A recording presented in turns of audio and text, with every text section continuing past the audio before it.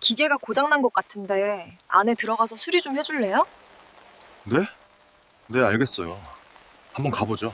안녕하세요. 사연 시작 전 구독과 좋아요를 눌러주시고 어디서 듣고 계신지 댓글 남겨주시면 그곳으로 행운이 가득 깃들기를 바라겠습니다. 사람의 체온보다 높은 38도. 그것은 단순히 덥다는 말로는 표현할 수 없는 숫자입니다. 숨을 들이마실 때마다 뜨겁게 달궈진 수증기가 폐부 깊숙이 밀려 들어오고, 가만히 서 있어도 등줄기를 타고 땀방울이 흘러내리는 온도. 이곳은 경기도 외곽에 위치한 300평 규모의 대형 난초 농장입니다.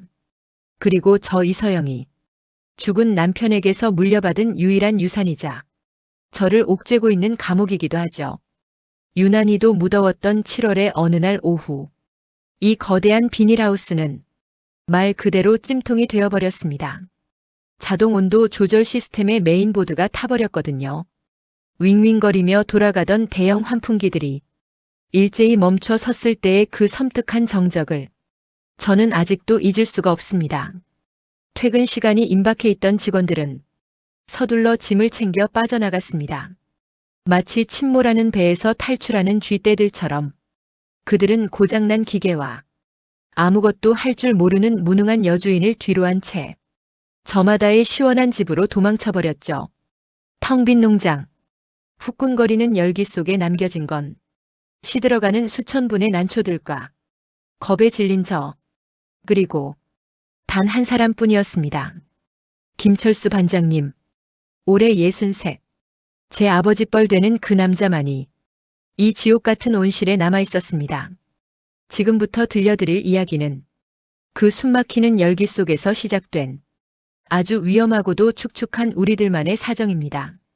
이성을 마비시키는 더위가 어떻게 도덕이라는 빗장을 녹여버리는지 그 뜨거운 기록을 시작하려 합니다. 사장님, 이러다 난초 다 죽습니다.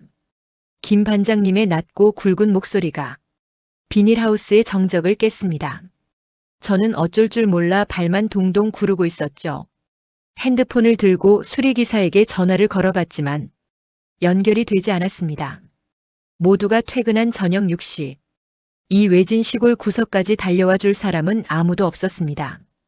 천장에 매달린 온도계의 숫자가 야속하게도 계속 올라가고 있었죠. 38도, 39도. 난초들은 더위에 약합니다. 특히 남편이 애지중지하던 최고급 출란들은 이런 고온을 견디지 못하고 금방 잎을 떨궈버리죠. 그것들이 죽으면 저는 빚더미에 앉게 됩니다. 남편이 남긴 빚을 갚을 유일한 수단이 바로 저 난초들이었으니까요. 어떻게 해요, 반장님? 기사님이 전화를 안 받아요. 이거 창문이라도 다 열어야 하나요? 제가 덜덜 떨리는 목소리로 물었습니다.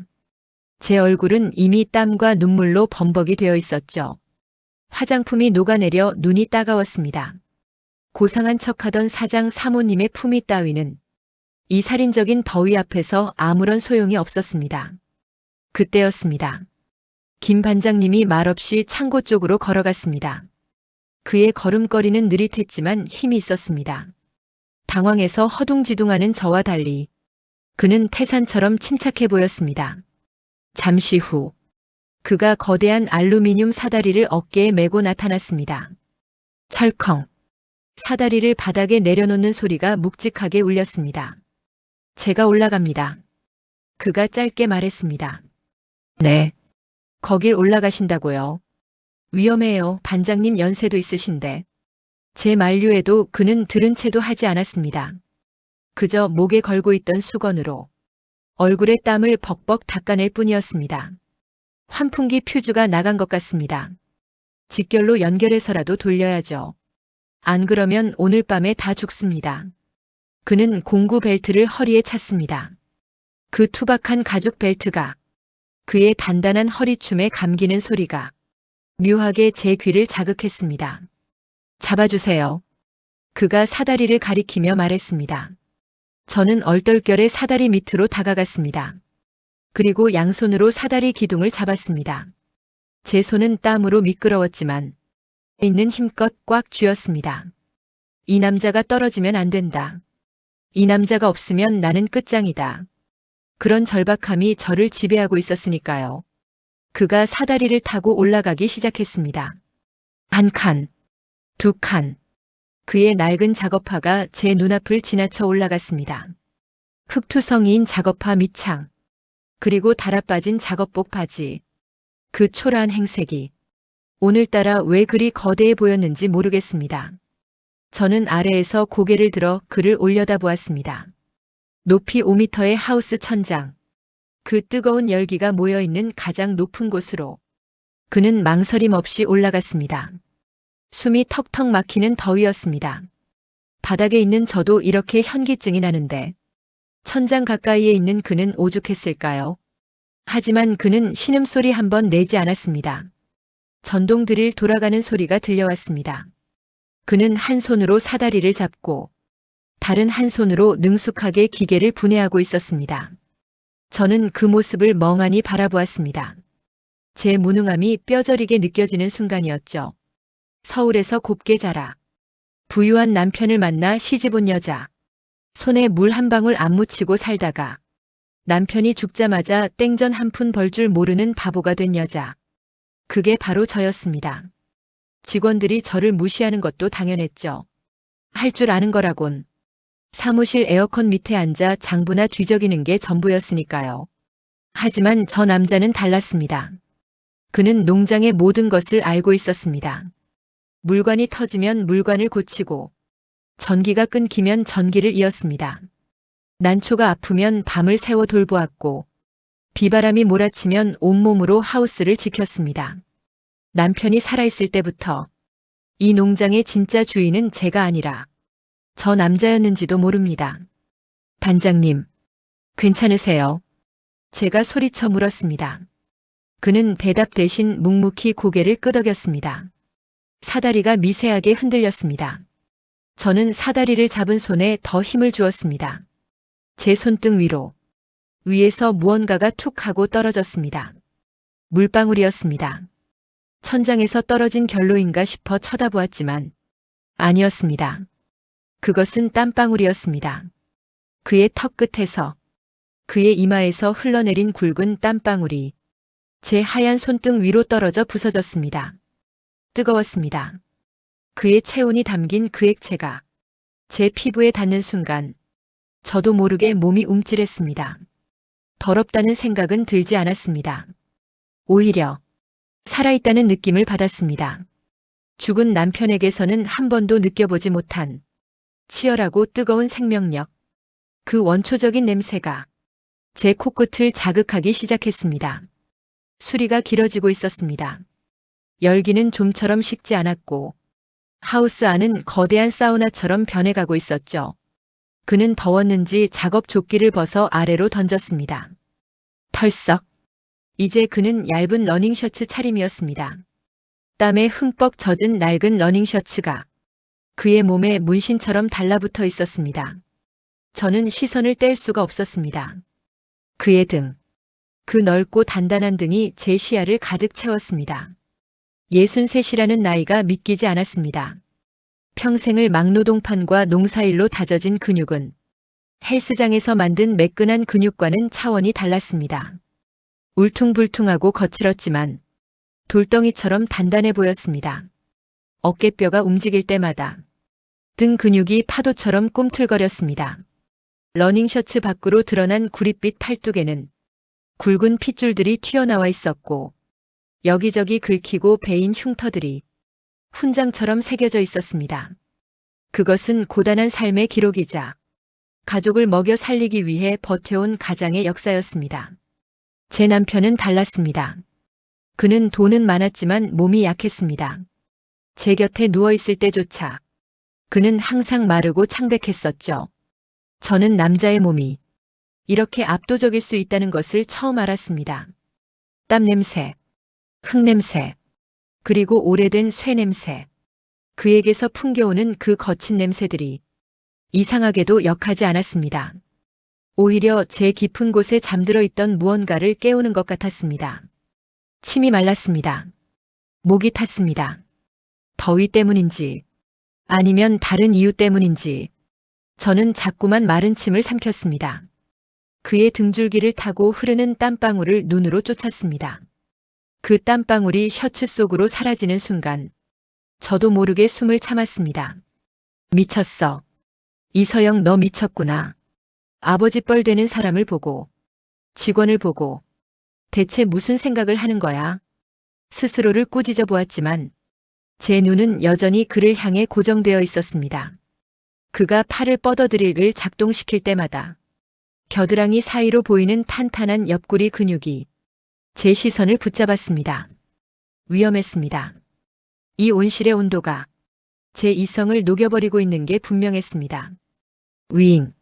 드디어 환풍기가 돌아가는 소리가 들렸습니다. 하나 둘. 멈춰 섰던 거대한 날개들이 다시 돌기 시작했습니다. 됐어. 그가 작게 외치는 소리가 들렸습니다. 그제야 저는 퍼뜩 정신을 차렸습니다. 환풍기가 돌아가며 바람이 일었습니다. 하지만 그 바람은 시원하지 않았습니다. 여전히 뜨겁고 습한 바람이 제 달아오른 얼굴을 스치고 지나갔습니다. 그가 천천히 사다리를 타고 내려왔습니다. 그의 온몸은 물에 빠진 생쥐처럼 젖어 있었습니다. 머리카락에서 땀이 비오듯 쏟아졌고 얼굴은 벌겋게 상기되어 있었습니다. 바닥에 발을 디딘 그가 거친 숨을 몰아쉬며 저를 보았습니다. 고생하셨습니다. 이제 온도 내려갈 겁니다. 그의 목소리는 갈라져 있었습니다. 반장님, 괜찮으세요? 저는 주머니에서 손수건을 꺼내려다 멈칫했습니다. 제가 땀을 닦아주는 건 너무 과한 행동 같았습니다. 대신 저는 아이스박스로 달려갔습니다. 얼음이 반쯤 녹은 생수병 하나를 꺼냈습니다. 물 드세요. 제 손이 덜덜 떨렸습니다. 긴장이 풀려서인지 아니면 그가 너무 가까이 있어서인지 알 수 없었습니다. 그는 장갑을 벗고 제 손에서 물병을 받아들었습니다. 그 과정에서 그의 투박하고 뜨거운 손가락이 제 손등을 스쳤습니다. 찌릿. 전기가 통하는 것 같았습니다. 저는 황급히 손을 뒤로 감췄습니다. 그는 뚜껑을 따고 물을 마셨습니다. 목이 말랐던 짐승처럼 그는 단숨에 물을 들이켰습니다. 그의 목을대가 크게 위아래로 움직이는 것이 보였습니다. 그 모습이 너무나 원초적이고 강렬해서 저는 눈을 뗄 수가 없었습니다. 물을 반쯤 마신 그는 갑자기 남은 물을 자신의 머리 위로 쏟아부었습니다. 촤악!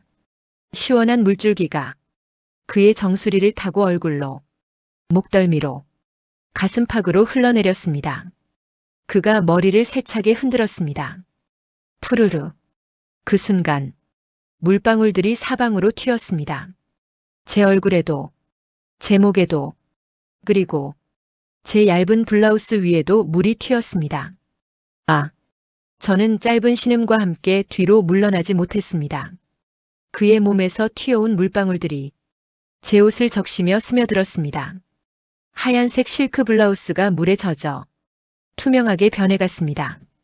속옷의 라인이 희미하게 드러났습니다. 그는 젖은 얼굴을 손으로 쓸어 넘기며 눈을 떴습니다. 그리고 저를 보았습니다.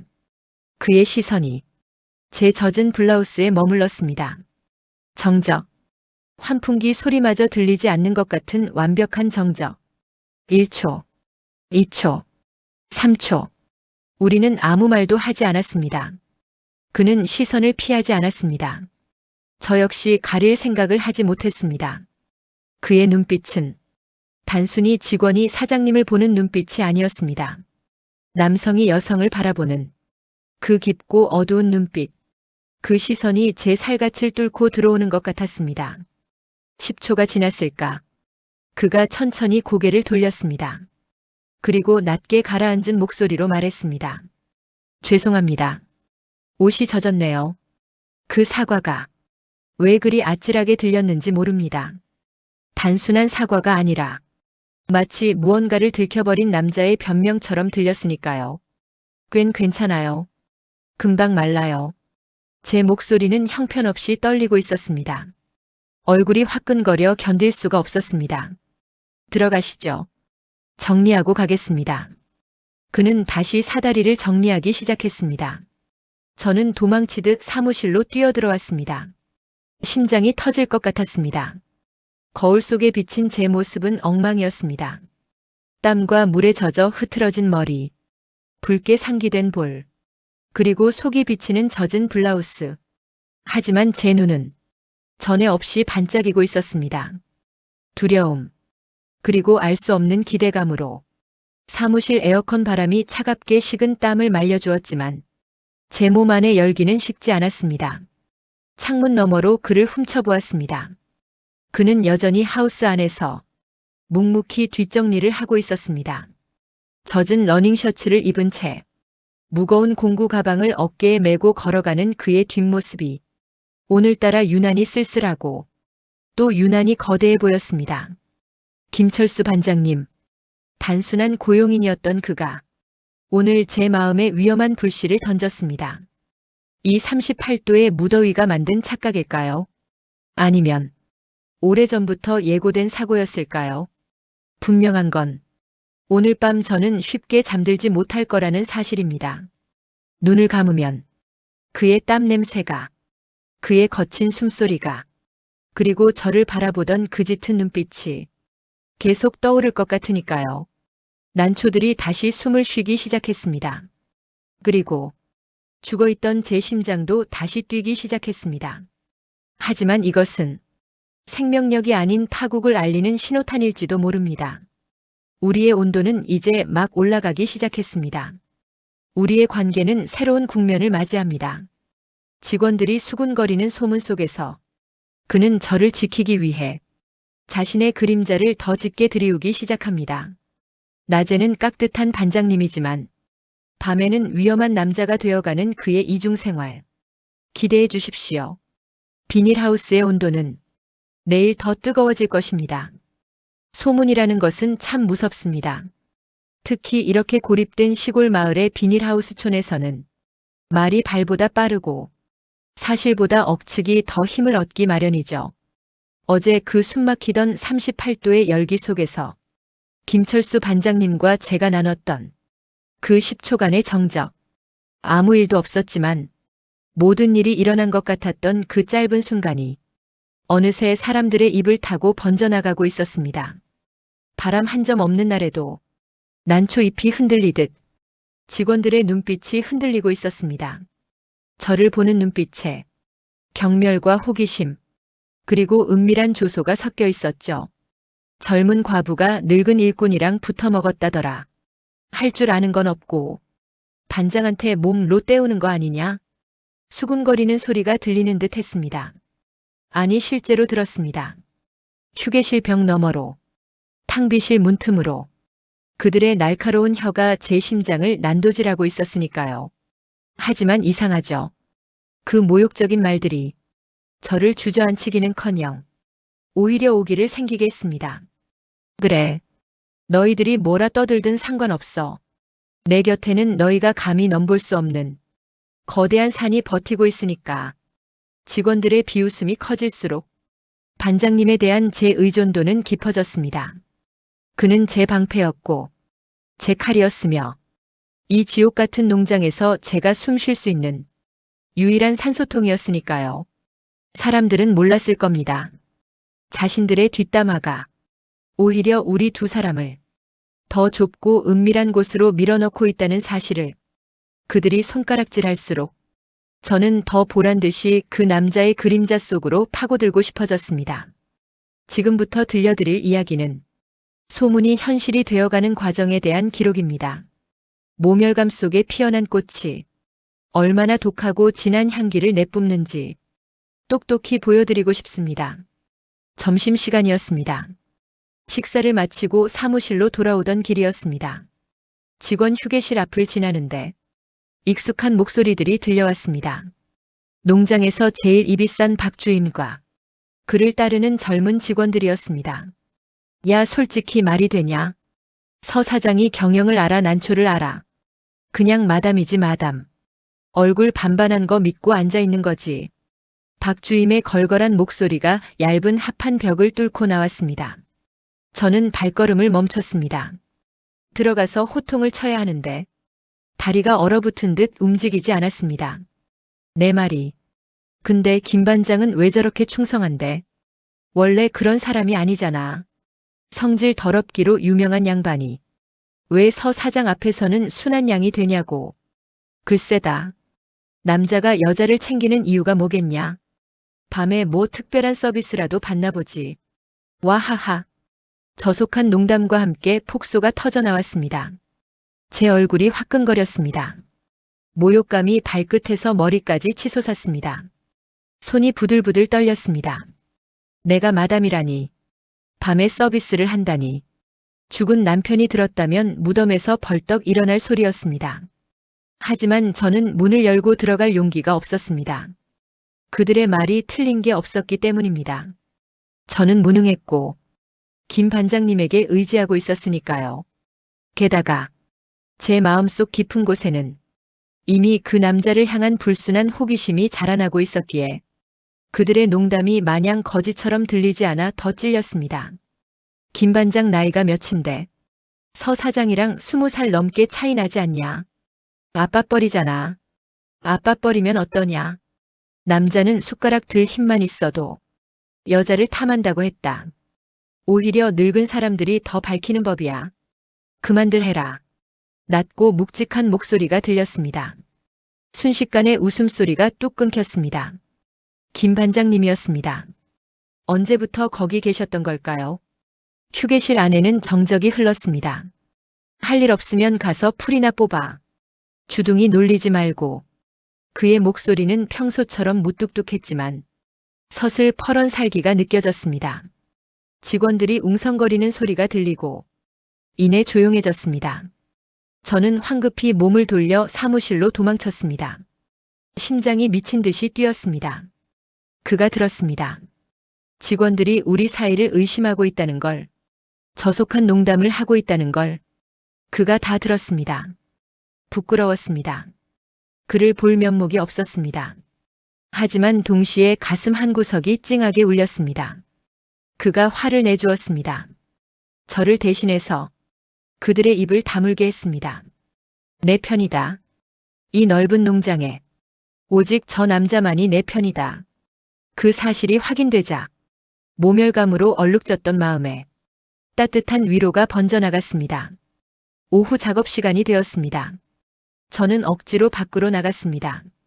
사무실에만 처박혀 있으면 직원들이 더 무시할 것 같았기 때문입니다. 무언가 보여주고 싶었습니다. 나도 이 농장의 주인으로서 제 몫을 하고 있다. 너희들이 생각하는 그런 바지 사장이 아니다. 오기를 부리고 싶었습니다. 마침 비료 창고 앞에 트럭이 도착해 있었습니다. 20kg짜리 비료 포대들이 잔뜩 쌓여 있었습니다. 직원들은 저만 치서 눈치를 보며 자기들끼리 쑥덕거리고 있었습니다. 아무도 나서서 짐을 내리려 하지 않았습니다. 좋아. 내가 한다. 저는 팔을 걷어붙였습니다. 비료 포대 하나를 잡았습니다. 힘을 주었지만 꼼짝도 하지 않았습니다. 20kg이 이렇게 무거운 줄 몰랐습니다. 젖먹던 힘까지 짜내어 겨우 들어올렸지만 몇 발자국 못 가서 비틀거렸습니다. 흙먼지가 날리고 땀이 비오듯 쏟아졌습니다. 손톱이 부러지는 것 같았습니다. 하지만 멈출 수 없었습니다. 여기서 포기하면 직원들이 뒤에서 또 비웃을 테니까요. 끙. 어깨에 매려고 시도하다가 중심을 잃고 뒤로 넘어질 뻔했습니다. 아. 짧은 비명과 함께 눈을 질끈 감았습니다. 하지만 엉덩방아는 찢지 않았습니다. 누군가 제 등 뒤를 단단하게 받쳐주었기 때문입니다. 등 뒤에서 느껴지는 거대한 열기, 그리고 익숙한 땀 냄새. 김 반장님이었습니다. 비키세요. 다칩니다. 그가 제 손에서 비료 포대를 낚아채듯 가져갔습니다. 한 손이었습니다. 저는 온몸을 써도 들기 힘들었던 그 무거운 포대를 그는 한 손으로 가볍게 들어올렸습니다. 마치 손베개를 들듯이 그의 팔뚝에 굵은 핏줄이 솟아올랐습니다. 작업복 셔츠가 터질 듯 팽팽해졌습니다. 반장님, 제가 할게요. 직원들이 보고 있어요. 제가 기어들어가는 목소리로 말했습니다. 그는 대답하지 않았습니다. 그저 묵묵히 포대를 어깨에 메고 창고 안으로 걸어 들어갔습니다. 쾅! 포대를 내려놓는 소리가 둔탁하게 울렸습니다. 그는 다시 나와서 다음 포대를 집어들었습니다. 사장님은 들어가세요. 가서 장부나 보세요. 여기 있으면 방해만 됩니다. 몸 상해요. 그의 말투는 투박하고 냉정했습니다. 마치 저를 구박하는 것처럼 들렸습니다. 하지만 저는 알 수 있었습니다. 그 말 속에 담긴 속뜻을. 방해되니까 꺼지라는 말이 아니라 당신은 이런 거친 일 하지 마라. 더러운 흙먼지 뒤집어 쓰지 마라. 내가 다 알아서 할 테니 당신은 그저 깨끗한 곳에 있어라. 그런 배려라는 것을. 저는 멍하니 서서 그를 바라보았습니다. 그는 기계처럼 비료 포대를 날랐습니다. 직원들이 쭈뼛거리며 다가와 거들려 했지만 그는 손짓으로 물리쳤습니다. 혼자 하겠다는 뜻이었습니다. 시위하는 겁니다. 너희들이 사장을 무시해? 그럼 내가 보여주지. 이 여자를 위해 내가 어디까지 할 수 있는지. 그는 온몸으로 말하고 있었습니다. 그의 등은 땀으로 흠뻑 젖어 검게 변해 있었습니다. 그 넓고 든든한 등판이 세상의 모든 비바람을 막아주는 거대한 벽처럼 보였습니다. 눈물이 핑 돌았습니다. 남편이 죽고 나서 처음 느껴보는 감정이었습니다. 보호받고 있다. 안전하다. 이 남자가 있는 한 누구도 나를 함부로 대하지 못할 것이다. 저는 그 자리에 못 박힌 듯 서서 그가 일을 다 마칠 때까지 지켜보았습니다. 제 눈빛이 점점 뜨거워지는 줄도 모르고 해가 저물고 직원들이 모두 퇴근했습니다. 농장에 다시 정적이 찾아왔습니다. 평소라면 저도 바로 퇴근했겠지만 오늘은 발길이 떨어지지 않았습니다. 그냥 갈 수가 없었습니다. 반장님, 저녁 드시고 가세요. 제가 사다 놨어요. 저는 농장 구석에 있는 평상에 상을 차렸습니다. 읍내 식당에서 포장해온 닭백숙이었습니다. 그는 처음에 사양했지만 제 간곡한 부탁에 못 이겨 자리에 앉았습니다. 우리는 마주 앉았습니다. 간이 테이블 하나를 사이에 두고 해가 지면서 비닐하우스의 열기는 조금 식었지만 여전히 공기는 습하고 끈적했습니다. 잘 먹겠습니다. 그는 짧게 인사하고 숟가락을 들었습니다. 그는 정말 밥만 먹었습니다. 다른 말은 한마디도 하지 않았습니다. 그가 국물을 마시고 고기를 뜯는 소리만이 정적을 채웠습니다. 저는 밥을 먹는 둥 마는 둥 하며 그를 훔쳐보았습니다. 잘 먹었습니다. 복스럽게 먹는다기보다는 살기 위해 먹는다는 느낌이었습니다. 에너지를 채워넣는 행위. 그 원초적인 모습이 왜 그리 남성적으로 느껴졌는지 모릅니다. 입가에 묻은 국물을 손등으로 쓱 닦아내는 모습도, 닭 다리뼈를 우두둑 씹어먹는 모습도 하나하나가 다 강렬하게 다가왔습니다. 제 남편은 식사 때마다 까탈을 부렸습니다. 국이 짜다 밥이 질다. 깨작거리며 밥알을 세던 사람이었습니다. 그런데 이 남자는 다릅니다. 제가 차려준 음식을 남김없이 깨끗하게 비워주었습니다. 그게 고마웠습니다. 제 존재를 인정받는 것 같아서. 많이 드세요. 더 드릴까요? 제가 물었습니다. 아닙니다. 배부릅니다. 그가 처음으로 저를 보며 희미하게 웃었습니다. 눈가에 주름이 잡히는 그 소박한 미소. 심장이 쿵 하고 내려앉았습니다. 무뚝뚝한 줄만 알았던 그 얼굴에 저런 따뜻한 표정이 숨어 있었다니. 반장님, 오늘 고마웠어요. 낮에요. 직원들한테 한 소리 해주신 거랑 짐 들어주신 거랑 제가 말했습니다. 할 일을 했을 뿐입니다. 사장님이 기죽으면 안 됩니다. 아랫사람들은 윗사람이 약해 보이면 물어뜯으려 드니까요. 단단해지셔야 합니다. 그의 조언은 묵직했습니다. 단순한 위로가 아니라 제가 살아가야 할 방법을 알려주는 것 같았습니다. 저는 고개를 끄덕였습니다. 네. 반장님만 믿을게요. 반장님이 옆에 계시면 저 단단해질 수 있을 것 같아요. 제 말에 그가 젓가락을 멈췄습니다. 잠시 침묵이 흘렀습니다. 그의 눈빛이 흔들렸습니다. 제 말 속에 담긴 위험한 의존을 눈치챈 것일까요? 아니면 그 역시 저에게 흔들리고 있는 것일까요? 그는 헛기침을 하며 시선을 돌렸습니다. 그 어색한 반응마저도 저에게는 설렘으로 다가왔습니다. 식사를 마치고 뒷정리를 했습니다. 밤 9시가 넘었습니다. 시골의 밤은 칠흑처럼 어둡습니다. 가로등도 없는 녹로길을 혼자 운전해 가기가 무서웠습니다. 아니, 사실은 핑계였습니다. 그와 조금이라도 더 같이 있고 싶었습니다. 반장님, 저 좀 태워다 주실래요? 제 차가 기름이 없어서요. 뻔한 거짓말이었습니다. 하지만 그는 묻지 않았습니다. 타시죠. 그는 자신의 낡은 트럭 조수석 문을 열어주었습니다. 덜컹거리는 1톤 트럭. 시트 가죽은 다 해져 있었고 차 안에서는 오래된 담배 냄새와 흙냄새가 났습니다. 제 고급 세단과는 비교도 안 되는 불편한 차였지만 저는 그 조수석에 올라타는 게 너무 좋았습니다. 부르릉. 엔진이 거칠게 돌아갔습니다.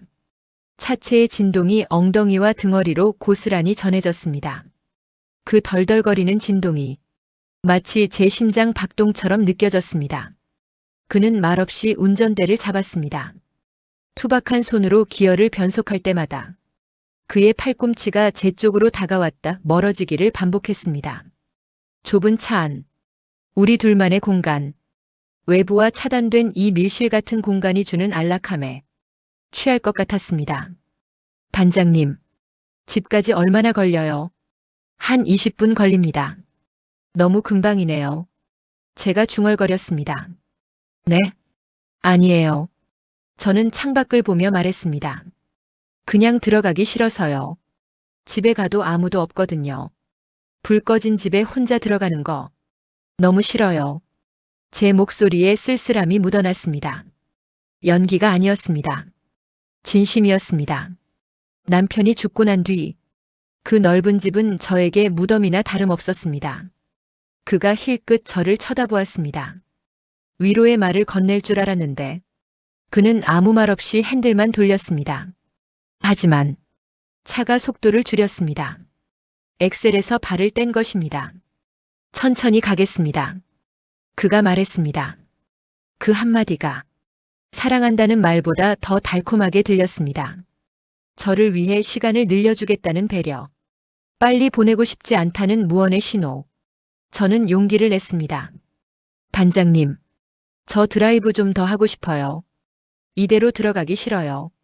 그냥 동네 한 바퀴만 더 돌아요. 네. 기름값은 제가 드릴게요. 아니면 야간 수당이라도 드릴게요. 그러니까 제발 저 좀 데리고 있어 주세요. 제 말은 거의 애원에 가까웠습니다.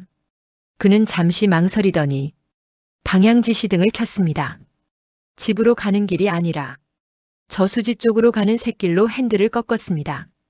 고맙습니다. 저는 안도의 한숨을 내쉬었습니다. 그리고 조수석 의자 레버를 당겼습니다. 끽. 의자가 뒤로 젖혀졌습니다. 저는 반쯤 누운 자세가 되었습니다. 편안했습니다. 천장을 바라보았습니다.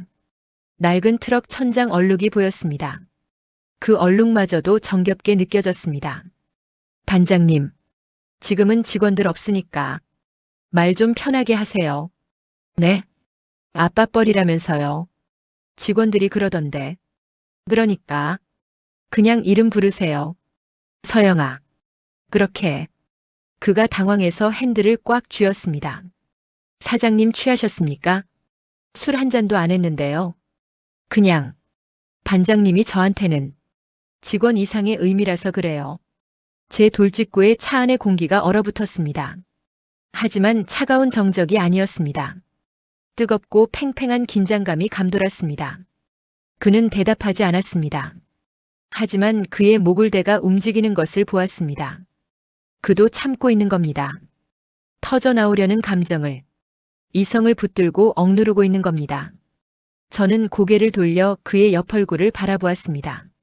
어둠 속에서 가로등 불빛이 스쳐 지나갈 때마다 그의 굵은 턱선과 콧날이 보였다 사라졌습니다. 갖고 싶다. 이 남자, 내 남자로 만들고 싶다. 소문이 진짜가 되었으면 좋겠다. 사람들이 떠드는 그 더러운 상상들이 현실이 되었으면 좋겠다. 제 안의 욕망이 꿈틀거렸습니다. 더 이상 숨길 수 없을 만큼 커져버린 소유욕. 저는 손을 뻗어 기어를 잡고 있는 그의 손등 위에 제 손을 살포시 얹었습니다. 그가 움찔하며 손을 빼려 했지만 저는 꽉 잡았습니다. 놓지 않을 거예요. 절대. 트럭은 어둠을 뚫고 아무도 없는 저수지 길을 달렸습니다. 우리의 밤은 이제 막 시작되고 있었습니다. 트럭의 진동이 멈추지 않습니다. 제 심장의 떨림도 멈추지 않습니다. 오늘 밤 저는 넘지 말아야 할 선을 향해 한 발자국 더 다가갔습니다. 직원들의 수군거림이 저를 주저앉히기는커녕 오히려 그에게로 더 깊이 도망치게 만들었습니다. 세상 사람들은 손가락질하겠죠. 미쳤다고, 더럽다고. 하지만 그들은 모릅니다. 이 낡은 트럭 조수석이 얼마나 따뜻한지, 이 무뚝뚝한 남자의 침묵이 얼마나 든든한지 그들은 평생 가도 모를 겁니다. 백미러 속에 비친 제 얼굴을 봅니다. 웃고 있습니다. 그동안 잊고 살았던 여자의 미소가 제 입가에 걸려 있습니다. 반장님은 아무 말 없이 운전만 하고 있습니다. 하지만 저는 느낄 수 있습니다. 제 손을 뿌리치지 않는 그의 온기를. 그도 저를 원하고 있다는 것을. 우리는 이제 공범입니다. 소문을 현실로 만들어버린 공범. 낮에는 사장님과 반장님으로 선을 긋겠지만 밤이 되면 이 좁은 트럭 안에서 서로의 체온을 탐닉하는 사이가 될 것입니다. 내일 날이 밝으면 저는 또다시 직원들의 눈초리를 견뎌야 할 겁니다. 하지만 두렵지 않습니다. 제 등 뒤에는 거대한 그림자가 서 있으니까요. 나를 지켜주는 그림자. 나의 김철수. 우리의 농장에 진짜 위기가 닥쳐옵니다. 하늘에 구멍이라도 뚫린 듯 장맛비가 쏟아지고 그 틈을 타 빚쟁이들이 들이닥칩니다. 공포에 질린 저를 구하기 위해 그가 온몸을 던져 싸우는 그 처절한 밤. 저는 그에게 제 모든 것을 내어주기로 결심합니다. 장마가 시작되었습니다. 하늘에 구멍이라도 뚫린 듯 퍼붓는 빗줄기가 비닐하우스 지붕을 사정없이 두들기고 있었습니다. 투두두두. 마치 수천 수만 개의 돌멩이가 떨어지는 듯한 소음. 그 소리에 귀가 멀 것만 같았습니다. 세상과 단절된 이 고립된 농장 안에서 저는 홀로 그 거대한 자연의 포효를 듣고 있었죠. 하지만 그날 밤 저를 진정으로 공포에 떨게 한 건 천둥 소리가 아니었습니다. 빗소리에 묻혀 은밀하게 다가온 검은 승용차의 엔진 소리, 그리고 사무실 문을 부서져라 두드리는 짐승들의 고함 소리였습니다. 죽은 남편이 남기고 간 빚, 그 지독한 유산이 기어이 저를 찾아낸 것입니다. 악질 사채업자들, 피냄새를 맡은 하이에나처럼 그들은 폭우를 뚫고 제 목덜미를 물어뜯으러 왔습니다. 도망칠 곳은 없었습니다. 사무실은 구석진 곳에 있었고 밖은 한치 앞도 보이지 않는 어둠뿐이었으니까요. 그 절망적인 순간 저는 보았습니다. 빗속을 뚫고 달려오는 한 마리의 거대한 곰을, 아니, 나를 지키기 위해 기꺼이 야수가 된 한 남자를. 그날 밤 그의 등 뒤에 숨어 떨면서 저는 깨달았습니다.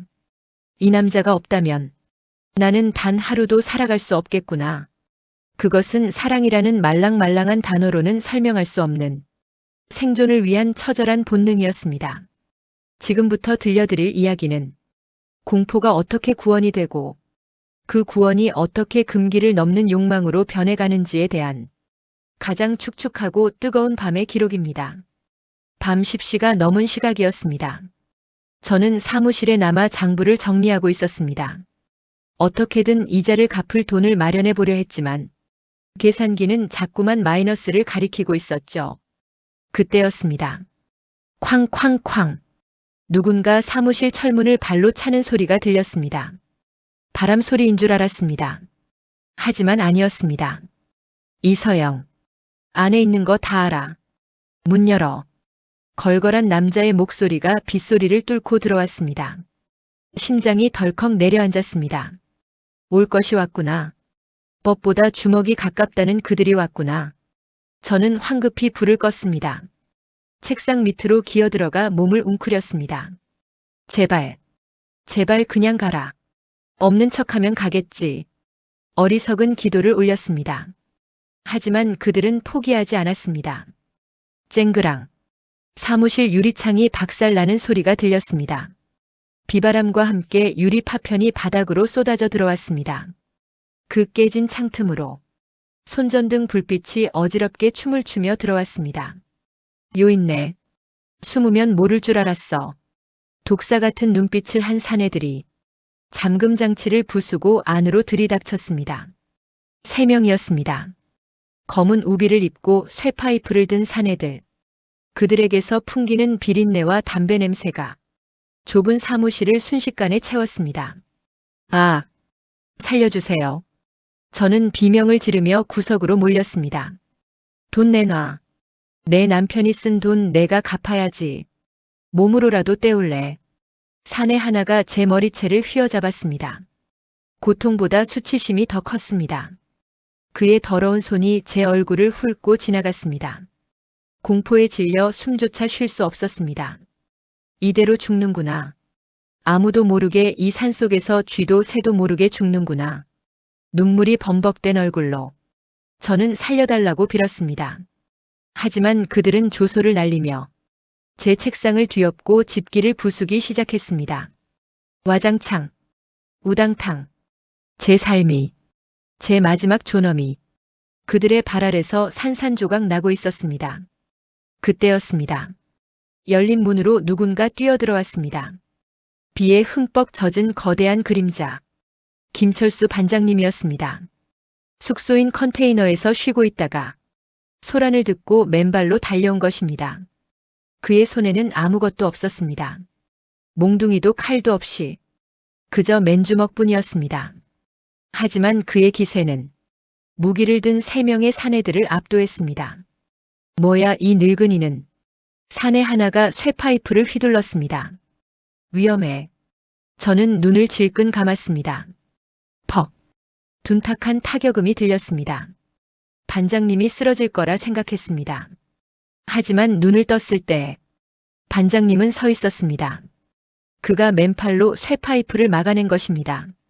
살이 찢어지고 뼈가 울렸을 텐데 그는 신음소리 한 번 내지 않았습니다. 오히려 쇠파이프를 잡은 손에 힘을 주어 상대를 끌어당겼습니다. 이 여자 건드리지 마. 그의 목소리는 낮게 으르렁거리는 짐승의 소리 같았습니다. 천둥 소리보다 더 위협적인 저음. 내 구역이야. 꺼져. 그는 사내를 밀쳐내고 제 앞을 막아섰습니다. 그의 넓은 등이 마치 거대한 성벽처럼 제 시야를 가득 채웠습니다. 비에 젖은 그의 러닝셔츠 너머로 성난 근육들이 꿈틀거리는 게 보였습니다. 상처 입은 팔뚝에서 피가 흘러내려 빗물과 섞여 바닥으로 떨어졌습니다. 뚝뚝. 그 붉은 피를 보자 정신이 아득해졌습니다. 이 사람은 자신의 몸을 방패로 삼고 있구나. 나를 지키기 위해 기꺼이 피를 흘리고 있구나.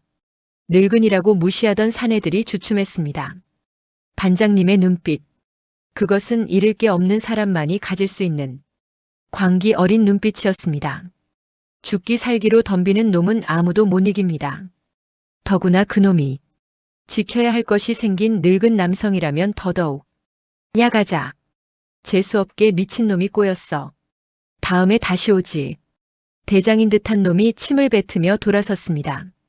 그들은 욕설을 퍼부으며 빗속으로 사라졌습니다. 그들이 떠나고 난 뒤에도 반장님은 한참 동안 움직이지 않았습니다. 현관을 향해 버티고 선 채 거친 숨만 몰아쉬고 있었습니다. 후, 후. 그의 어깨가 크게 들썩거렸습니다. 저는 떨리는 다리를 부여잡고 겨우 일어섰습니다. 반장님, 제가 그를 불렀습니다. 그가 천천히 뒤를 돌아보았습니다. 피투성이가 된 팔, 비에 젖은 얼굴. 하지만 저를 보는 눈빛만은 세상 그 어떤 난로보다 따뜻했습니다. 괜찮습니까? 그가 물었습니다. 자신의 팔에서 피가 흐르는 줄도 모르고 오직 제 안위만을 걱정하는 그 투박한 질문에 저는 참았던 울음을 터뜨리고 말았습니다. 경찰에 신고합시다. 반장님이 말했습니다. 싫어요. 안 돼요. 제가 반장님의 옷자락을 잡았습니다. 경찰이 오면 소문만 나요. 직원들이 알게 되면 저 농장 문 닫아야 해요. 제발요 반장님. 제 애원에 그는 한숨을 내쉬었습니다. 그럼 댁으로 모셔다 드리겠습니다. 아니요. 집에도 안 갈래요. 거기도 그 사람들이 찾아올지 몰라요. 무서워요. 혼자 있기 싫어요. 저는 고개를 세차게 저었습니다. 그 넓고 텅 빈 집에 혼자 들어갈 자신이 없었습니다. 어둠 속에서 그들이 튀어나올 것만 같았습니다. 그럼 어쩌시려고요? 갈 데가 없잖아요. 반장님 방으로 갈래요. 제 말에 그가 흠칫 놀랐습니다. 그의 눈이 커졌습니다. 사장님, 제 방은 컨테이너입니다. 좁고 더럽습니다. 사모님이 계실 곳이 아닙니다. 상관없어요. 지금 제 눈엔 반장님 옆이 세상에서 제일 안전한 곳이에요. 제발요. 내치지 마세요. 저는 그의 피 묻은 팔을 잡고 매달렸습니다. 제 손에 그의 뜨거운 피가 묻어났습니다. 그 끈적한 감촉이 오히려 저를 안심시켰습니다. 그는 한참을 갈등하더니 결국 고개를 끄덕였습니다. 오십시오. 그는 앞장서서 걸었습니다. 우리는 빗속을 뚫고 걸었습니다. 우산도 없이 그가 자신의 겉옷을 벗어 제 머리 위를 덮어주었습니다. 비에 젖은 그의 채취가 훅 끼쳐왔습니다. 땀 냄새, 피 냄새, 그리고 비 냄새. 그 원초적인 냄새들이 저를 감싸 안았습니다. 그의 컨테이너는 농장 가장 구석진 곳에 있었습니다. 아무도 찾지 않는 외딴섬 같은 곳. 우리는 마치 야반도주하는 연인들처럼 그 은밀한 공간으로 숨어들었습니다. 발밑이 진흙투성이었지만 상관없었습니다. 제 명품 구두가 망가지는 것도 중요하지 않았습니다. 오직 저 남자의 공간으로 들어가야 한다는 생각뿐이었습니다. 그곳만이 이 지옥 같은 폭우 속에서 유일한 노아의 방주였으니까요. 컨테이너 문을 열고 들어서자 후끈한 열기가 느껴졌습니다. 좁은 방 안, 한쪽 구석에 놓인 싱글 침대, 낡은 소파, 그리고 책상 위에 놓인 라면 봉지들. 그의 삶이 고스란히 묻어있는 공간이었습니다. 문 잠그세요. 아무도 못 들어오게. 제가 말했습니다. 그는 말없이 자물쇠를 돌렸습니다. 철컥. 그 금속성 소리가 세상과의 완벽한 단절을 알리는 신호탄처럼 들렸습니다. 이제 이 방 안에는 우리 둘뿐이었습니다. 빗소리가 컨테이너 철판 지붕을 때리는 소리가 엄청난 소음을 만들어냈습니다. 투두두두 쾅쾅. 마치 거대한 드럼통 안에 들어와 있는 것 같았습니다. 하지만 그 시끄러운 소음이 오히려 밖의 소리를 차단해 주어 안심이 되었습니다. 이 안에서 우리가 무슨 이야기를 하든, 무슨 짓을 하든 세상은 알지 못할 테니까요. 저는 덜덜 떨며 침대 끝에 걸터 앉았습니다. 온몸이 비에 젖어 물이 뚝뚝 떨어졌습니다. 하얀 블라우스는 살에 달라붙어 속살을 그대로 드러내고 있었고 치맛자락은 젖어서 허벅지에 감겨 있었습니다. 반장님도 엉망이었습니다. 상처 입은 팔에서는 여전히 피가 배어나오고 있었고 젖은 머리카락이 얼굴을 덮고 있었습니다. 그가 수건을 찾아 건넸습니다. 닦으세요. 감기 듭니다. 그는 시선을 어디다 둬야 할지 몰라 바닥만 보고 있었습니다. 제 젖은 몸을 보지 않으려는 필사적인 노력이었습니다. 반장님 팔, 피나잖아요. 저는 수건을 받아들지 않고 그의 팔을 가리켰습니다. 괜찮습니다. 긁힌 겁니다. 이리 와요. 제가 닦아줄게요. 저는 그를 침대로 끌어당겼습니다. 그가 주저하다가 제 옆에 앉았습니다. 침대가 삐걱거렸습니다. 두 사람의 무게를 견디기엔 낡은 침대였습니다. 저는 수건으로 그의 팔에 묻은 빗물과 피를 닦아냈습니다. 그의 살갗은 뜨거웠습니다. 쇠파이프에 맞아 부어오른 자국이 선명했습니다. 아프죠? 미안해요. 나 때문에. 눈물이 툭 떨어져 그의 상처 부위에 닿았습니다. 그가 움찔했습니다. 울지 마십시오. 사장님 지키는 게 제 일입니다. 월급값 하는 겁니다.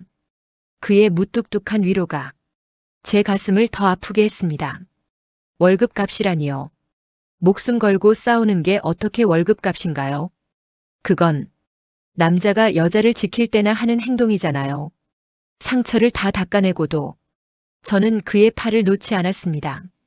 그의 굵은 팔뚝을 두 손으로 감싸 쥐었습니다. 단단했습니다. 돌덩이처럼 단단한 근육. 이 팔이 나를 지켜주었구나. 이 남자가 나를 위해 피를 흘렸구나. 갑자기 견딜 수 없는 충동이 일었습니다. 이 남자의 온기를 더 가까이서 느끼고 싶다. 이 거친 피부 속에 숨겨진 뜨거운 피를 확인하고 싶다. 그것은 공포에 질린 여자의 생존 본능이자 오랫동안 억눌러왔던 여자의 욕망이었습니다. 저는 그의 손을 잡았습니다. 굳은 살이 박여 거칠거칠한 손바닥, 흙대가 낀 손톱. 그 투박한 손을 들어 제 젖은 뺨에 가져다 대었습니다. 사장님. 그가 놀라 손을 빼려 했습니다. 가만히 있어요. 제발. 저는 그의 손을 더 꽉 눌렀습니다. 제 차가운 뺨과 그의 뜨거운 손바닥이 만났습니다. 그의 체온이 제 피부 깊숙이 스며들었습니다. 따뜻했습니다. 난로 따위는 비교도 안 될 만큼 사람의 온기가 이토록 뜨겁고 안락한 줄 미처 몰랐습니다.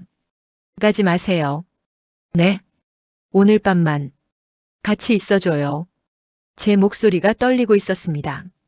그것은 지시가 아니었습니다. 애원이었습니다. 나 혼자 두지 마요. 무서워 죽겠어요. 반장님 없으면 나 죽을 것 같아요. 그러니까 옆에 있어줘요. 저는 그의 눈을 똑바로 쳐다보았습니다. 그의 눈동자가 심하게 흔들리고 있었습니다. 이성과 본능 사이에서 갈등하는 눈빛. 35살의 여주인과 63살의 일꾼. 결코 섞일 수 없는 두 세계가 이 좁은 컨테이너 안에서 충돌하고 있었습니다. 하지만 저는 물러서지 않았습니다. 이미 저는 선을 넘었습니다. 그가 제 구원자가 된 순간부터 저는 그를 놓아줄 생각이 없었습니다. 철수 씨, 제가 그를 불렀습니다. 반장님이 아니라 그의 이름을. 저 좀 안아주세요. 그 한마디에 그의 인내심이 끊어지는 소리가 들렸습니다. 그의 거친 숨결이 제 얼굴에 닿았습니다. 그가 천천히, 아주 천천히 다른 한 손을 들어 제 젖은 어깨를 감싸 안았습니다. 그의 손길은 조심스러웠지만 그 안에 담긴 힘은 압도적이었습니다. 번쩍 창밖에서 번개가 쳤습니다. 컨테이너 안이 순간적으로 환해졌다가 다시 어둠에 잠겼습니다. 그 찰나의 순간 우리는 서로의 눈 속에 비친 가장 원초적인 욕망을 보았습니다. 빗소리가 모든 것을 삼켜버린 밤. 우리는 세상과 격리된 채 서로의 체온에 갇혔습니다. 그의 낡은 침대 위에서 젖은 옷을 입은 채 서로를 끌어안았습니다. 그것은 성적인 쾌락을 좇는 행위가 아니었습니다. 살아있음을 확인하는 의식이었습니다. 공포에 얼어붙은 제 몸을 녹여줄 수 있는 건 오직 이 남자의 투박한 손길뿐이었으니까요. 그의 품에서는 흙냄새가 났습니다. 비냄새와 땀냄새가 뒤섞인 그 냄새가 샤넬 향수보다 더 향기롭게 느껴졌습니다. 이 밤이 지나면 우리는 어떻게 될까요? 다시 사장님과 반장님으로 돌아갈 수 있을까요? 아니요. 불가능할 겁니다. 이미 우리는 서로의 밑바닥을 보았습니다. 서로의 피와 눈물을 닦아주었습니다. 비밀을 공유한 공범이 되어버린 것입니다. 철수 씨, 나의 구원자, 나의 남자. 오늘 밤 저는 당신의 낡은 소파가 되겠습니다. 당신의 지친 몸을 받아내는 가장 편안한 안식처가 되겠습니다. 밖에는 여전히 비가 내리고 있습니다. 하지만 더 이상 두렵지 않습니다. 제 곁에는 세상 그 어떤 짐승도 막아낼 수 있는 나만의 야수가 있으니까요. 우리는 이 고립된 밤의 끝을 보게 됩니다.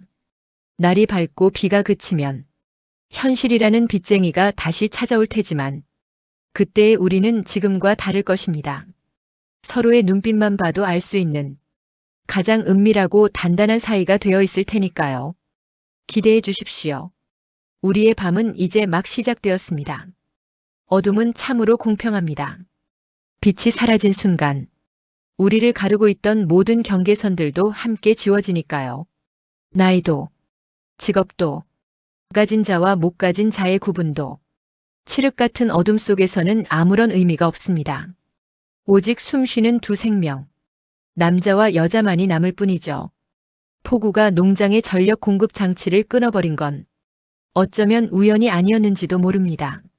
신이 우리에게 준 가장 완벽한 은신처였을 겁니다. 컨테이너 안에 형광등이 파짓거리며 꺼졌을 때 저는 비명조차 지르지 않았습니다. 오히려 안도했습니다.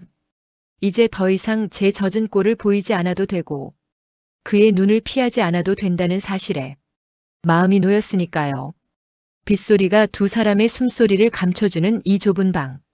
그의 냄새가 배어있는 낡은 소파 위에서 저는 난생 처음으로 제 인생의 가장 솔직한 민낯을 드러냈습니다. 사장님이라는 무거운 가면을 벗고 그저 위로받고 싶은 한 여자가 되어 그의 투박한 무릎 아래로 내려앉았습니다. 울지 마요. 내가 있잖아. 그가 던진 그 투박한 한마디가 제 얼어붙은 심장을 어떻게 녹여냈는지, 그리고 우리가 어떻게 서로의 영혼을 껴안게 되었는지, 지금부터 그 어둡고 따뜻했던 밤의 이야기를 들려드리려 합니다. 이것은 육체의 결합보다 더 진한, 상처 입은 영혼들의 긴밀한 포옹에 관한 기록입니다. 불이 꺼지자 세상은 암흑천지가 되었습니다. 창밖에서 번쩍이는 번개만이 간헐적으로 방 안을 비췄습니다. 철수 씨가 라이터를 켰습니다. 작은 불꽃이 일렁이며 그의 얼굴을 비췄습니다. 그의 눈동자가 깊고 어두웠습니다. 잠시만요. 초가 있을 겁니다. 그가 어둠 속을 더듬어 양초 하나를 찾아냈습니다. 제사 때나 쓸 법한 굵은 양초. 심지에 불을 붙이자 노란 불빛이 방 안을 은은하게 채웠습니다. 그림자가 길게 늘어졌습니다.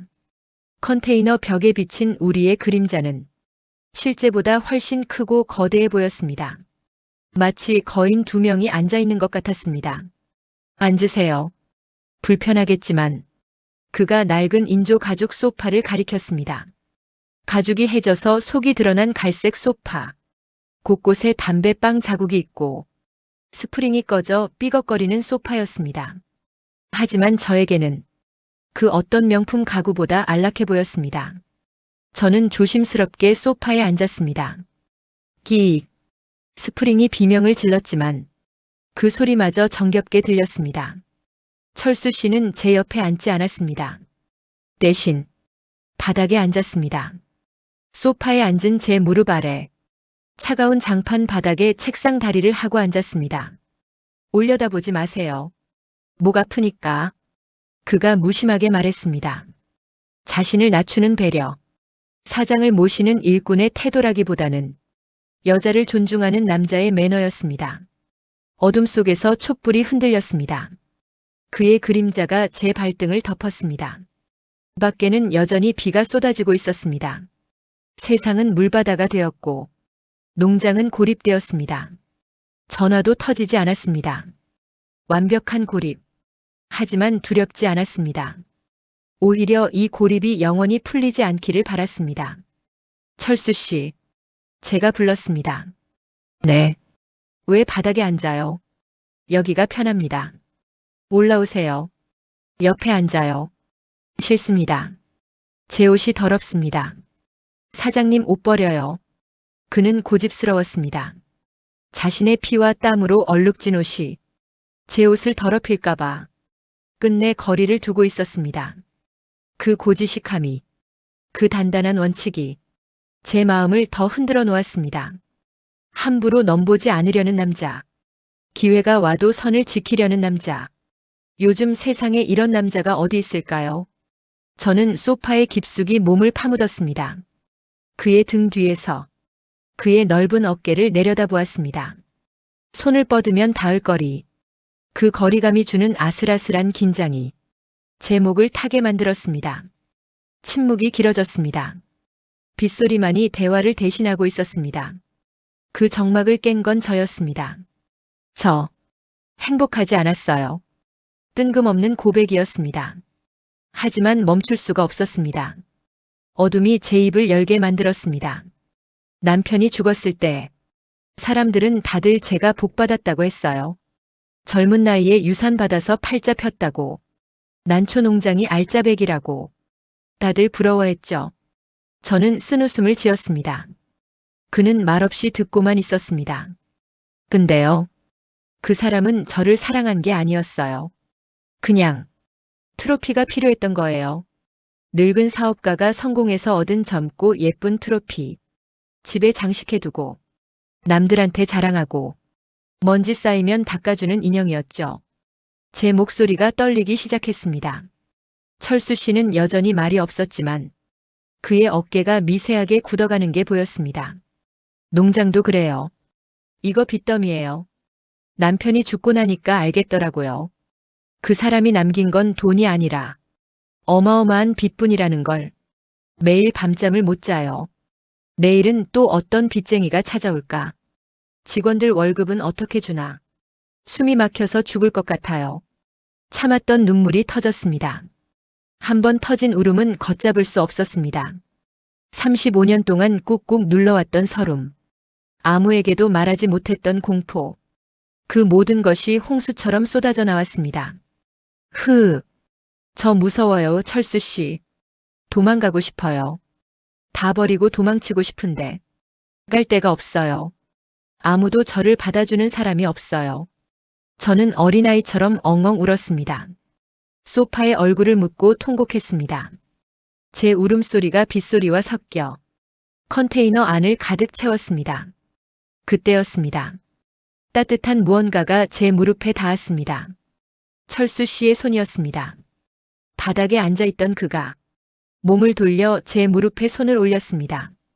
그리고 투박한 손바닥으로 제 무릎을 토닥였습니다.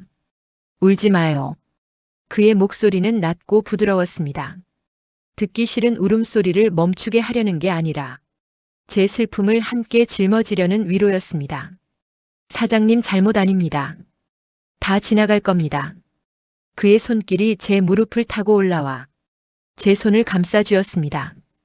그의 굳은 살, 거칠거칠한 그 손바닥의 감촉이 제 눈물을 닦아주는 것 같았습니다. 저 여기 있습니다. 제가 막을 겁니다.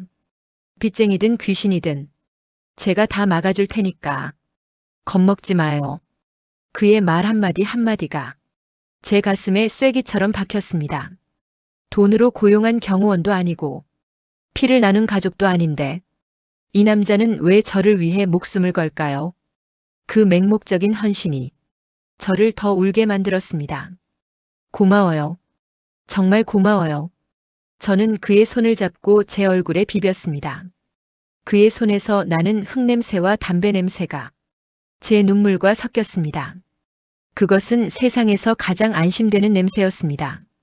아버지의 냄새 같기도 하고 연인의 냄새 같기도 한 그 복합적인 향기에 취해 저는 울음을 멈추고 거친 숨을 몰아쉬었습니다. 눈물이 잦아들자 새로운 감정이 밀려왔습니다. 부끄러움이 아니었습니다. 간절함이었습니다. 이 남자와 눈높이를 맞추고 싶다. 더 이상 위에서 내려다보는 관계가 아니라 같은 바닥에 앉아 서로를 마주 보고 싶다는 간절함. 저는 몸을 일으켰습니다. 그리고 소파에서 미끄러지듯 내려왔습니다. 사장님, 왜 내려오십니까? 그가 놀라 저를 부축하려 했습니다. 아니요. 사장님이라고 부르지 마요.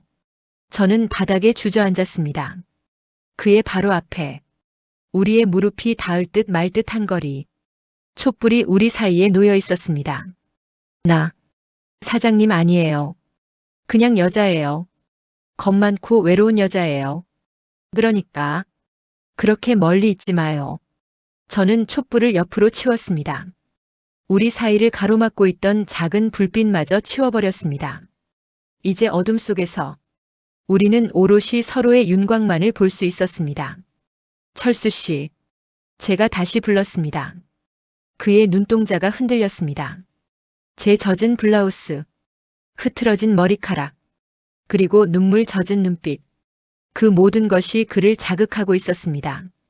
그는 남자였습니다. 나이가 들었어도 여전히 뜨거운 피가 흐르는 남성이었습니다. 그의 시선이 제 입술에 머물렀다 떨어졌습니다. 갈등하고 있었습니다. 여기서 저를 안으면 돌이킬 수 없다는 걸 알기에 그는 주먹을 꽉 쥐고 참고 있었습니다. 바보같이. 왜 참아요? 나를 원하잖아요. 당신도 나랑 같잖아요. 저는 용기를 냈습니다. 제가 먼저 다가갔습니다. 그의 가슴에 제 머리를 기댔습니다. 그의 심장 소리가 들렸습니다. 빠르고 강하게 뛰고 있었습니다. 그의 겉모습은 태연해 보였지만 속은 용광로처럼 끓고 있었던 겁니다. 안아줘요. 제발. 제 속삭임에 그의 둑이 무너졌습니다. 그가 천천히 팔을 들어 올렸습니다. 그리고 제 등을 감싸 안았습니다. 와락. 강렬한 포옹이었습니다. 숨이 막힐 정도로 세게, 으스러질 정도로 강하게 저를 끌어안았습니다. 그의 팔 근육이 제 등을 파고들었습니다. 그의 체온이 젖은 옷을 뚫고 전해졌습니다. 뜨거웠습니다. 화상을 입을 것처럼 뜨거운 열기가 제 온몸으로 퍼져나갔습니다. 이것은 섹스가 아니었습니다. 그보다 더 원초적인 생명의 결합이었습니다. 추위에 떨던 짐승 2마리가 서로의 체온으로 얼어붙은 몸을 녹이는 행위. 구멍난 가슴을 서로의 심장으로 메우는 치욕. 우리는 말없이 서로를 으스러져라 안고 있었습니다. 빗소리도, 천둥 소리도 더 이상 들리지 않았습니다. 오직 서로의 숨소리만이 이 세상의 전부인 것처럼 한참을 그렇게 안고 있었습니다. 시간이 얼마나 지났는지 모릅니다. 그의 품 안에서 저는 난생 처음으로 평온함을 느꼈습니다. 불안하지 않았습니다. 무섭지 않았습니다. 내일 지구가 멸망한다 해도 이 품에 있으면 괜찮을 것 같았습니다. 제가 고개를 들었습니다. 그의 얼굴을 보고 싶었습니다. 어둠 속이라 희미했지만 그의 눈빛만은 별처럼 빛나고 있었습니다. 그때였습니다. 화광. 거대한 번개가 쳤습니다. 창문을 통해 들어온 섬광이 컨테이너 안을 대낮처럼 환하게 밝혔습니다. 그 찰나의 순간 우리의 모습이 벽에 그림자로 비쳤습니다. 서로를 끌어안고 있는 2사람의 실루엣. 그것은 마치 하나가 된 나무처럼 보였습니다. 번개빛 속에서 우리는 서로의 눈을 보았습니다. 그의 눈가의 펜주름. 그 깊은 눈동자 속에 담긴 연민과 욕망. 제 눈에 고인 눈물. 그 모든 것이 적나라하게 드러났습니다.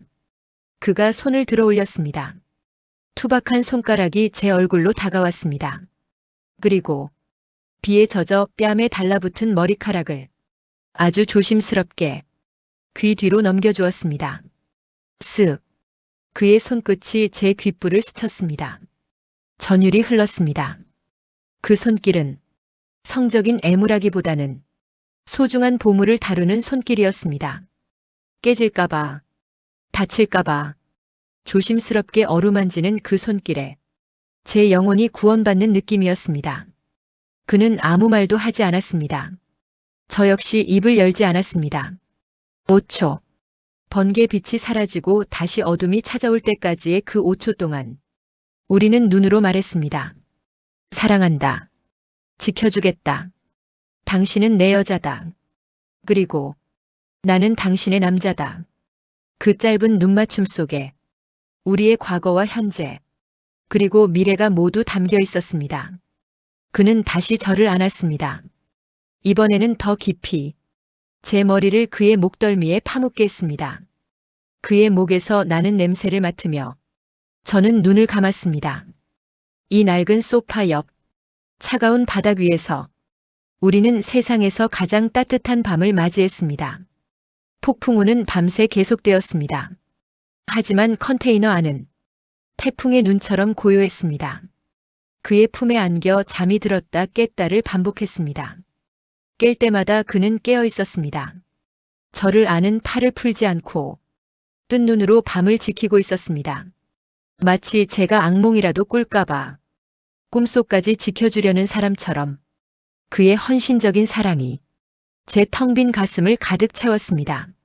낡은 소파, 그리고 차가운 바닥. 남들이 보기엔 초라하고 비루한 공간일지 모릅니다. 하지만 저에게는 이곳이 천국이었습니다.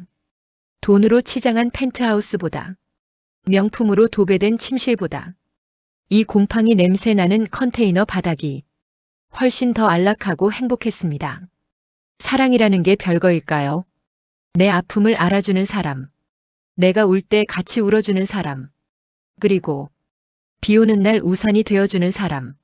그 사람이면 충분한 거 아닐까요? 비가 그치고 있습니다. 창밖이 푸르스름하게 밝아오고 있습니다. 이제 곧 아침이 올 겁니다. 전기가 들어오고, 기계들이 다시 돌아가고, 사람들이 출근할 겁니다. 우리는 다시 사장님과 반장님으로 돌아가야 할지도 모릅니다. 하지만 괜찮습니다. 오늘 밤 우리가 나눈 이 온기는 결코 식지 않을 테니까요. 제 몸에 새겨진 그의 체온, 그의 마음에 새겨진 제 눈물.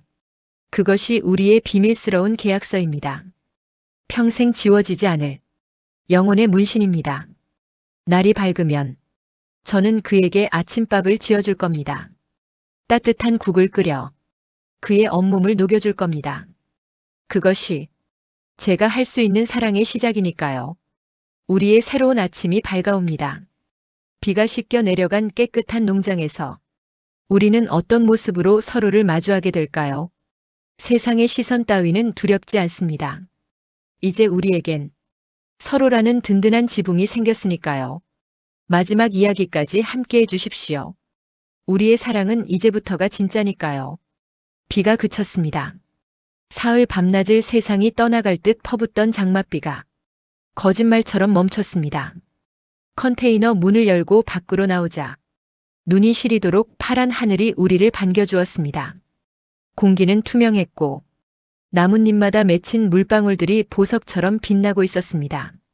지난밤의 그 격렬했던 천둥 소리와 우리의 거친 숨소리가 마치 꿈이었던 것처럼 농장은 언제나처럼 고요하고 평화로웠습니다. 하지만 달라진 것이 있습니다. 바로 우리 사이를 흐르는 공기의 온도입니다. 어제까지만 해도 숨이 턱턱 막히는 38도의 열기와 불안한 긴장감이 감돌았다면 오늘 아침은 다릅니다. 편안합니다. 마치 오래 신은 신발처럼, 오래 덮은 이불처럼 그와 저 사이에는 더 이상 어색한 침묵이 없습니다. 눈을 마주쳐도 피하지 않습니다. 옷깃이 스쳐도 놀라지 않습니다. 우리는 밤새 서로의 가장 밑바닥을 보았고 서로의 체온으로 그 바닥을 데웠으니까요. 이제 우리는 압니다. 이 넓은 농장에, 아니 이 거친 세상에 내 편이 한 명 있다는 사실을요. 그 사실 하나만으로도 숨통이 트이고 살 것만 같습니다. 지금부터 들려드릴 이야기는 폭풍우가 휩쓸고 간 자리에 피어난 새로운 관계에 대한 기록입니다. 사장과 직원이 아닌 남자와 여자, 그리고 서로의 삶을 지탱해줄 든든한 반려가 되기로 한 두 사람의 아침 풍경입니다. 우리는 함께 하우스 점검을 나섰습니다. 밤새 내린 비로 피해가 없는지 확인해야 했습니다. 그는 앞장서서 걸었고 저는 그 뒤를 따랐습니다. 예전 같으면 사장님 먼저 가십시오 하고 뒤로 물러났을 그가 이제는 자연스럽게 제 앞을 막아서며 길을 터주고 있었습니다. 무릉덩이가 있으면 판자를 가져와 징검 다리를 놓아주었고 나뭇가지가 길을 막으면 묵묵히 걷어내 주었습니다. 그 투박한 배려가 어찌나 든든하던지요. 하우스 안으로 들어갔습니다. 습기가 가득 차 있었지만 더 이상 숨막히게 덥지는 않았습니다. 오히려 촉촉한 흙내음과 난초 향기가 마음을 차분하게 해주었습니다. 다행입니다. 전기가 나갔었는데도 난초들이 잘 버텨줬습니다. 그가 난초 화분을 살피며 말했습니다. 그의 손길은 여전히 섬세했습니다. 거친 손끝으로 연약한 잎사귀를 어루만지는 모습, 어젯밤 제 젖은 머리카락을 넘겨주던 바로 그 손길이었습니다. 저는 그 모습을 멍하니 바라보았습니다. 반장님 덕분이에요. 반장님이 밤새 지켜주셔서. 제 말에 그가 고개를 돌려 저를 보았습니다. 그의 눈가에 옅은 미소가 번졌습니다. 사장님이 지킨 겁니다. 도망가지 않고 버텼으니까. 난초들도 주인이 안 도망가는 거 알고 버틴 겁니다. 그의 말에 가슴이 뭉클해졌습니다. 도망가지 않았다. 그 말이 저에게는 최고의 칭찬처럼 들렸습니다. 우리는 나란히 서서 푸르게 살아남은 난초들을 바라보았습니다. 말을 하지 않아도 통했습니다. 우리가 지켜냈다는 것을, 이 폭우 속에서도 우리의 소중한 것들을 잃지 않았다는 것을. 그와 제 어깨가 살짝 닿았습니다. 그는 피하지 않았습니다. 저 역시 물러서지 않았습니다. 그의 체온이 작업복 너머로 전해져 왔습니다. 따뜻했습니다. 이제 이 체온은 특별한 날에만 허락되는 것이 아니라 제 일상 속에 스며든 당연한 온기가 되었습니다. 점심시간이 되었습니다. 저는 미리 준비해온 보온 도시락을 꺼냈습니다. 읍내 식당에서 사온 것이 아니었습니다. 새벽에 일어나 제가 직접 지은 밥과 국이었습니다. 솜씨는 없지만 그에게 따뜻한 집밥을 먹이고 싶었습니다. 평상에 마주 앉았습니다. 반찬이래야 김치와 계란말이, 그리고 쇠고기 묵국이 전부였지만 그는 왕의 수라상을 받은 것처럼 눈을 반짝였습니다. 이걸 다 직접 하셨습니까? 그가 놀란 듯 물었습니다. 네. 맛은 장담 못해요. 그래도 정성으로 드세요. 저는 수저를 그에게 건넸습니다. 그는 숟가락을 들고 국물을 한 입 맛보았습니다. 후루룩. 그가 눈을 감고 맛을 음미했습니다. 맛있습니다. 정말 맛있습니다. 평생 먹어본 국 중에 제일 따뜻합니다. 그의 과장된 칭찬에 웃음이 났습니다. 거짓말. 좀 짤 텐데. 아닙니다. 간이 딱 맞습니다. 그는 밥을 국에 말아 허겁지겁 먹기 시작했습니다. 그 모습이 마치 어미 새가 물어다 준 먹이를 받아먹는 아기 새처럼 귀여워 보였습니다. 63세 남자가 귀여워 보이다니. 저도 단단히 콩깍지가 씌었나 봅니다. 저는 그가 먹는 모습만 봐도 배가 불렀습니다. 내 남자의 입에 밥 들어가는 것. 그게 이렇게 행복한 일인 줄 미처 몰랐습니다. 남편이 살아있을 때는 식사 시간이 고역이었습니다. 까다로운 입맛을 맞추느라 늘 눈치를 봐야 했으니까요. 하지만 이 남자는 다릅니다. 제가 해준 것이라면 돌멩이라도 씹어먹을 기세입니다. 천천히 드세요. 체해요. 제가 물을 따라주며 말했습니다. 그는 물을 받아 마시고는 쑥스러운 듯 머리를 극적였습니다. 너무 맛있어서 그만. 그의 소박한 웃음에 제 마음도 환해졌습니다. 이런 게 행복이구나. 거창한 파티가 아니라 사랑하는 사람과 마주 앉아 따뜻한 국 한 그릇 나누는 것. 이 소소한 일상이 제가 그토록 찾아 헤매던 파랑새였습니다. 식사를 마치고 커피를 마셨습니다. 자판기 커피였지만 그 어떤 카페라테보다 달콤했습니다. 반장님, 제가 불렀습니다. 네, 사장님. 그가 대답했습니다. 저는 잠시 뜸을 들였습니다. 입술을 달싹거렸습니다. 사장님, 반장님. 이 딱딱한 호칭이 우리 사이를 가로막는 벽처럼 느껴졌습니다. 어젯밤 우리는 그 벽을 넘었는데 날이 밝으니 다시 벽 뒤로 숨는 것 같아 싫었습니다. 저기요. 이제 반장님이라고 안 부를래요. 제 말에 그가 의아한 표정을 지었습니다. 그럼 뭐라고 부르시게요? 저는 심호흡을 한번 하고 용기를 내어 내뱉었습니다. 철수 씨. 그의 이름 석자. 김철수에서 성을 떼고 씨를 붙여 불렀습니다. 철수 씨. 그의 눈이 휘둥그레졌습니다. 커피 잔을 든 손이 허공에서 멈췄습니다. 얼굴이 붉게 달아올랐습니다. 사장님. 그건 좀. 왜요? 싫어요. 아니, 싫은 건 아닌데. 남들이 들으면. 누가 들으면 어때요? 우리가 뭐 죄 지었어요? 저는 당당하게 말했습니다. 사실 죄를 지었다면 지은 거겠죠. 세상의 눈으로 보면. 하지만 상관없었습니다. 제 마음속에서는 이미 무죄였으니까요. 식사하세요. 철수 씨. 제가 다시 한번 쐐기를 박듯 불렀습니다. 그는 어쩔 줄 몰라 하며 고개를 숙였습니다.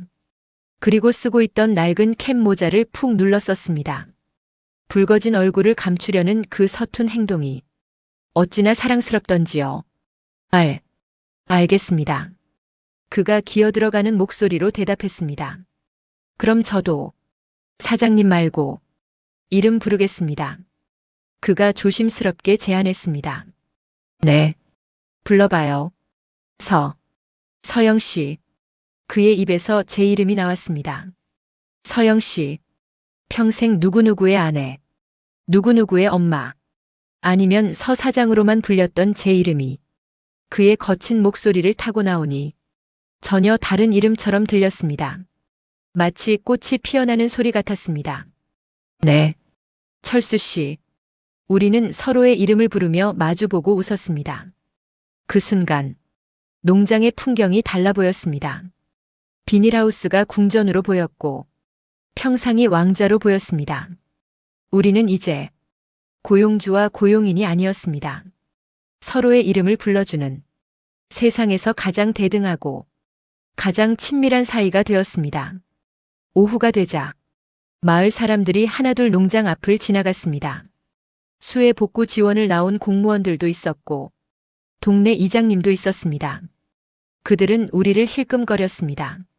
어젯밤 빚쟁이들이 난동을 부리고 간 사실을 이미 알고 있는 눈치였습니다. 그리고 묘한 눈빛으로 우리를 훑어보았습니다. 젊은 과부와 늙은 일꾼이 밤새 농장에 같이 있었다더라. 무슨 일이 있었겠지. 수군거리는 소리가 환청처럼 들려왔습니다. 예전 같으면 부끄러워서 숨었을 겁니다. 얼굴을 붉히며 해명하려 했을 겁니다. 하지만 지금은 아닙니다. 저는 당당하게 고개를 들었습니다. 그리고 철수 씨 옆에 섰습니다. 보란 듯이 그가 제 곁을 지키고 서 있었습니다. 그의 어깨가 저와 닿아 있었습니다. 그는 사람들의 시선을 피하지 않았습니다. 오히려 그들을 향해 무언의 경고를 보내고 있었습니다. 이 여자는 내 여자다. 함부로 입 놀리지 마라.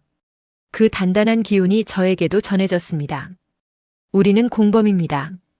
세상의 편견에 맞서 우리의 사랑을 지키기로 한 공범. 빚쟁이들이 다시 찾아올지도 모릅니다. 농장 경영이 더 힘들어질지도 모릅니다. 하지만 두렵지 않습니다. 제 옆에는 천군만마보다 든든한 내 편이 있으니까요. 우리는 서로에게 약속했습니다. 말이 아닌 눈빛으로. 당신은 농장을 지켜요. 나는 당신을 지킬 테니까. 그 무언의 서약이 결혼 서약서보다 더 엄중하고 깊게 제 가슴에 새겨졌습니다. 사람들이 뭐라 하든 상관없습니다. 그들은 우리 사정을 모릅니다. 이 비닐하우스 안의 온도가 얼마나 뜨거웠는지, 우리가 나눈 위로가 얼마나 깊었는지 그들은 평생 가도 모를 테니까요. 우리는 우리만의 성역에서 우리만의 방식으로 사랑하며 살아갈 것입니다. 그것이 우리가 선택한 해피엔딩입니다. 해질녘. 철수 씨가 하우스 지붕 수리를 시작했습니다. 어젯밤 폭우에 찢어진 비닐을 교체하는 작업이었습니다. 그가 사다리 위에 올라갔습니다. 높은 곳에서 땀을 흘리며 일하는 그의 모습. 첫 만남 때 제가 반했던 그 모습 그대로였습니다.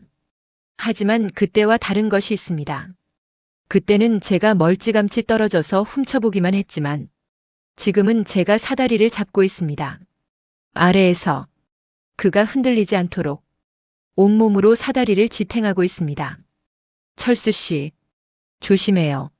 제가 소리쳤습니다. 걱정 마요. 서영 씨가 잡고 있는데 내가 떨어지겠어. 그가 위에서 내려다보며 웃었습니다. 석양빛을 받아 그의 얼굴이 붉게 빛났습니다. 역광 속에 비친 그의 실루엣이 마치 거대한 산처럼 웅장해 보였습니다. 그가 망치질을 멈추고 잠시 땀을 닦았습니다. 그리고 저를 빤히 쳐다보았습니다. 왜요? 얼굴에 뭐 묻었어요? 아니요. 예뻐서요. 그의 뜬금없는 고백에 제 얼굴이 확 달아올랐습니다. 주책이야 정말.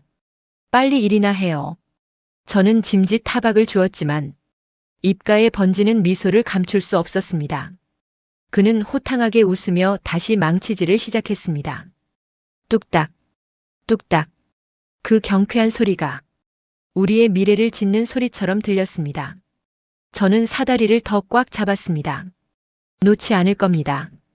이 사다리도, 그리고 이 남자도, 우리는 서로에게 필요한 존재가 되었습니다. 그는 저에게 든든한 지붕이 되어주고, 저는 그에게 단단한 기둥이 되어줍니다. 비닐하우스의 온도는 여전히 38도. 숨막히게 뜨거운 여름이지만, 우리는 서로의 그늘이 되어 이 더위를 식혀주고 있습니다. 세상에서 가장 시원하고 가장 편안한 그늘. 그 그늘 아래서 우리는 오래오래 함께 늙어갈 것입니다. 계절은 바뀔 것입니다. 뜨거운 여름이 가고 서늘한 가을이 오고 혹독한 겨울이 오겠죠. 하지만 우리 농장의 온도는 변하지 않을 것입니다. 언제나 38도. 사람의 체온보다 조금 더 높은 사랑의 온도. 그 온도를 유지하며 살아갈 것입니다. 누군가는 손가락질 할지도 모릅니다. 나이 차이가 어떻고 신분이 어떻고 떠들어대겠죠. 하지만 우리는 귀를 닫을 겁니다. 대신 서로의 심장 소리에 귀를 기울일 겁니다. 그 소리만이 우리가 살아있다는 증거이자 우리가 사랑하고 있다는 진실이니까요. 저녁이 오고 있습니다. 오늘 저녁은 그와 함께 삼겹살에 소주 한 잔 기울여야겠습니다. 그의 낡은 트럭을 타고 저수지 길을 따라 드라이브도 해야겠습니다. 의자를 뒤로 젖히고 밤하늘의 별을 보며 그의 손을 잡을 겁니다. 행복합니다. 가진 건 빚더미 농장과 늙은 남자뿐이지만 저는 세상 그 누구보다 부자입니다. 제 마음이 이토록 가득 찼던 적은 없었으니까요. 김철수 씨, 나의 영원한 반장님, 그리고 나의 사랑. 고맙습니다. 나를 찾아와줘서, 그리고 나를 지켜줘서. 우리의 여름은 끝나지 않았습니다. 아니, 이제부터가 진짜 시작입니다. 지금까지 비닐하우스의 온도 38도였습니다. 들어주셔서 감사합니다.